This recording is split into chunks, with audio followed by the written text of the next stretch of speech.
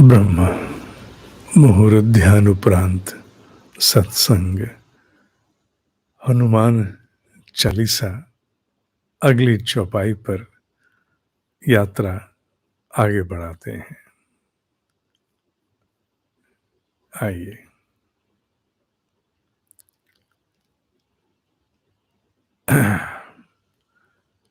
इन्हें स्मरण करते हुए आगे चलते हैं। श्री गुरु चरण सरोज रज निज मन मुकुर सुधार बरनउँ रघुवर बिमल जसु जो दायक फल चार बुद्धिहीन तनु जानिके सुमिरो पवन कुमार बल बुद्धि विद्या देहु मोहि हरहु कलेस विकार। जय हनुमान ज्ञान गुण सागर जय कपीस तिहु लोक उजागर। रामदूत अतुलित बल धामा अंजनी पुत्र पवन सुत नामा।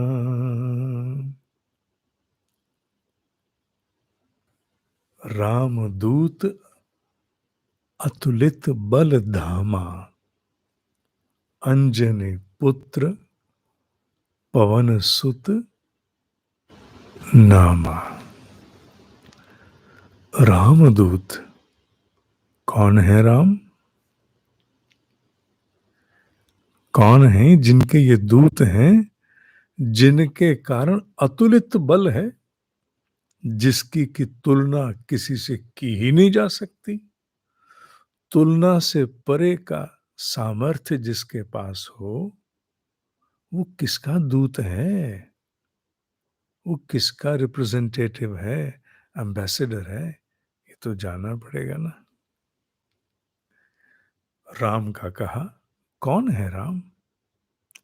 क्या केवल एक किसी नगरी के राजा की इतनी सामर्थ हो सकती है कि उसका दूत तुलना से परे का बल रखता हो? अन्यथा तुलना के लिए तो एक के साथ दूसरा, इसमें इतनी ताकत, उसमें इतनी ताकत, रिकॉर्ड तोड़ दिए, ओलंपिक रिकॉर्ड टूट गए। तुलना तो की जा सकती है। जो तुलना से ही परे हो, वो कितनी बड़ी महासत्ता का दूत हो सकता है, ये सोचना पड़ेगा। कौन है राम? और फिर उसकी माता अंजनी, पिता पवन। अंजनी और पवन, इनकी संतान हनुमान, जो राम का दूत और अतुलनीय, अर्थात कोई तुलना है ही नहीं, इतना बल। इन पात्रों के विषय में थोड़ा मनन करना पड़ेगा, सोचना पड़ेगा। आइए विचार करते हैं। राम शब्द का तात्पर्य, जिन धातुओं से शब्द बना, उसका अर्थ है ब्रह्मांडीय तत्व। यूं तो हम रित को भी मान सकते हैं, पर मैं रित की व्याख्या यहां नहीं करूंगा, लंबा है। ब्रह्मांडीय तत्व, जिस तत्व से, जिस संविधान से, जिस नियमन से इस पूरे ब्रह्मांड की, जगत की रचना हुई, उसे हम राम कहते हैं। छोटा सा शब्द है, पर इसमें क्या समाया? पूरा ब्रह्मांड समाया हुआ है। तो ब्रह्मांडीय तत्व राम है। जिन दो धातुओं से बन के मिला, उनका तात्पर्य ब्रह्मांडीय तत्व है। अंजनी पूर्व जन्म में मां पार्वती की सेविका थी। वो मां शक्ति का प्रतीक है। पुरुष प्रकृति के युग्म से ही सृष्टि की उत्पत्ति हुई। चैतन्य के साथ माया का संयोग हुआ तो सृष्टि उत्पन्न हुई। तो मां पार्वती की सेविका मां स्वरूप माया है। अंजनी का एक भाव माया है, माया। और पवन प्राण। माया का प्राण से जब विवाह हुआ, माया अर्थात एक ऐसी रचना जो होते हुए भी वैसी नहीं प्रतीत होती जैसी वो मूल में है, उसे कहते माया। माया का तात्पर्य ये नहीं है कि कुछ है ही नहीं। माया का तात्पर्य है जो है जैसा दिख रहा वैसा नहीं है। It is not illusion, it is a delusion. दिख रहा ईंट, पर मूल में जाओ तो ईंट एक परमाणु के स्तर पर जाओ, पीछे जाओ तो तरंग है। और भी पीछे जा सकते हो, जहां तक जाओ तो है, नकार नहीं रहे, पर वैसी नहीं जैसी प्रतीत हो रही। ये माया है। और ऐसी कोई लीला जिसमें इतनी क्षमता है कि जो वो है अपने आप को छुपा के प्रस्तुत करे, उससे बल देने वाला, प्रेरित करने वाला फ्यूल प्राण है। माया और प्राण का जब युग्म हुआ तो ये राम की लीला रची गई। ये राम की लीला ही हनुमान है। राम की लीला ही हनुमान है। इसलिए तो सारे कार्य एग्जीक्यूटिव लेवल पर वो सारे हनुमान जी के समर्थ में है। राम काज करने को आतुर, आतुरता का शब्द यहाँ पर, खैर वो मैं उसी में लूंगा, ऐसे नहीं, अभी वो बात आगे चली जाएगी। अब यहीं रहते हैं। पहली बात तो ये कि ब्रह्मांडीय तत्व का ये दूत है। और ये दूत कैसे बना? क्योंकि माया का प्राण से जब विवाह हुआ तो फिर ब्रह्मांडीय तत्व का संचालक दूत बन गया। जो करना है वो कर रहा है, जो होना है वो हो रहा है। तो इसलिए इसकी तुलना किसी के बल से की ही नहीं जा सकती। ब्रह्मांडीय तत्व का जो दूत होगा उसे क्या केवल एक प्रतिमा तक बांध सकते हो? नहीं बांध सकते। एक मंदिर तक बांध दोगे? नहीं बांध सकते। वो ब्रह्मांडीय तत्व का दूत है। परे है वो। और हो क्यों ना, वो है क्या? वो है माया।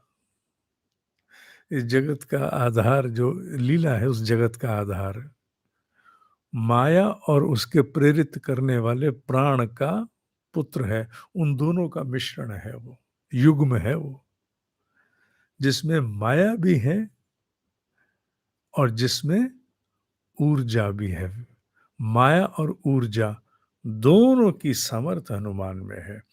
इसीलिए वो राम का दूत है। उससे कम में ब्रह्मांडीय तत्व का दूत हो ही नहीं सकता। एलिजिबिलिटी नहीं है।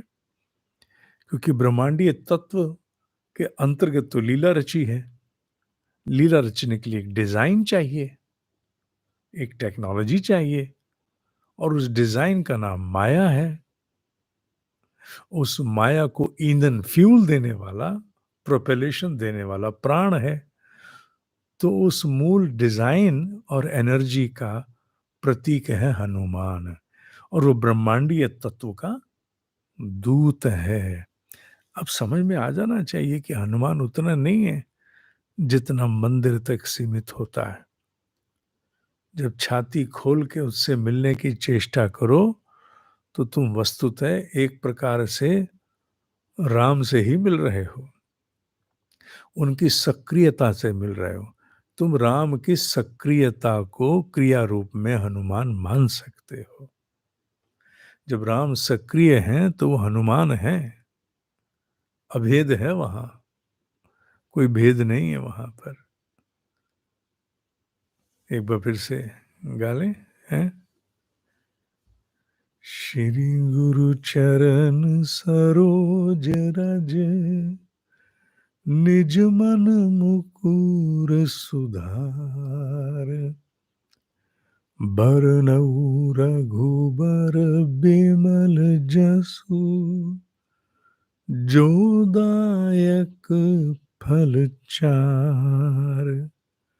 बुद्धिहीन तनु जानिके, सुमिरो पवन कुमार।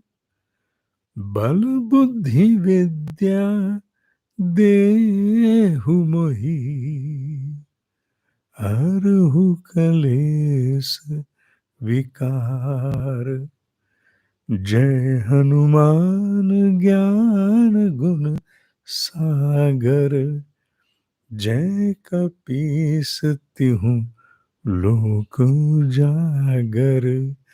राम दूत अतुलित बल धामा, अंजनी पुत्र पवन सुत नामा। ठीक है। ओम ही सत्य है, ओम ही सत्य है, ओम ही सत्य है।